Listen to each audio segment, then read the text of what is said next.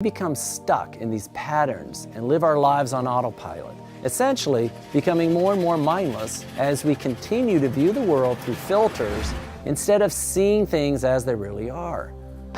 As we grow older, our actions and reactions become conditioned by our hopes, our intentions, anxieties, motivations, loves, hates, desires, fears, or frustrations. Thus, we analyze before we experience, and we filter before we see. Explaining that in brain terms is not hard to understand. I've done it in a lot of my writing, which is we have habit centers in our brain.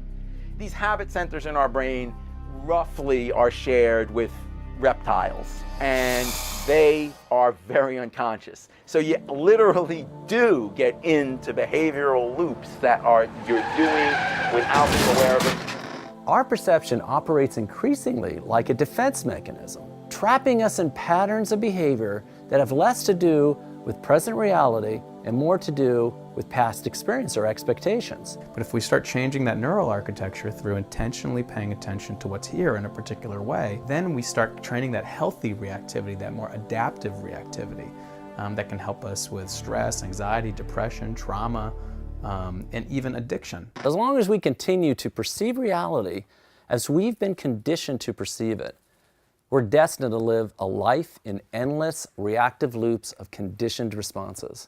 Mindfulness changes your relationship with that habit center so that it's not in control in anything like the same degree. By noticing the looping that happens in any particular moment, that reactive looping, that's sending us into these states of suffering. But if you practice mindfulness once or twice daily, you'll be able to change your brain physiology and you'll be able to change your nervous system. Even 8 minutes or more a day can grow measurable neural structure. So anything in the brain that is changing and being retained is through some kind of neuroplasticity.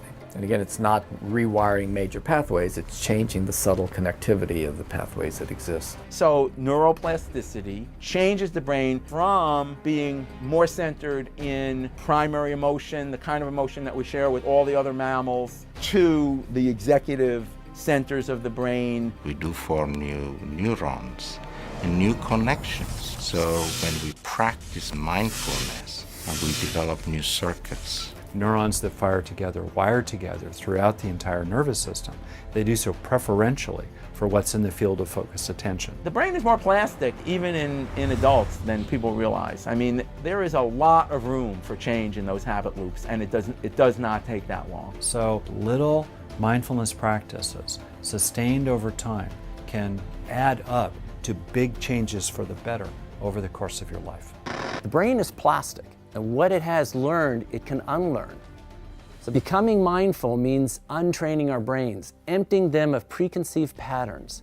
This easily accessible ability releases us from constraints and quickly changes mindless behavior into mindful behavior. But what's more important is that mindfulness actually evolves the brain. It actually advances the evolutionary process of our brain to a state where we act in a wiser, more compassionate mode to not only ourselves, but to others and our global environment.